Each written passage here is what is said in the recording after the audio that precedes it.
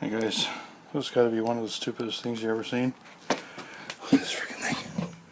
Fucking some plumber. Fucking. But right before a ladder, before you go down, you can freaking. There's just enough room to get your foot stuck under here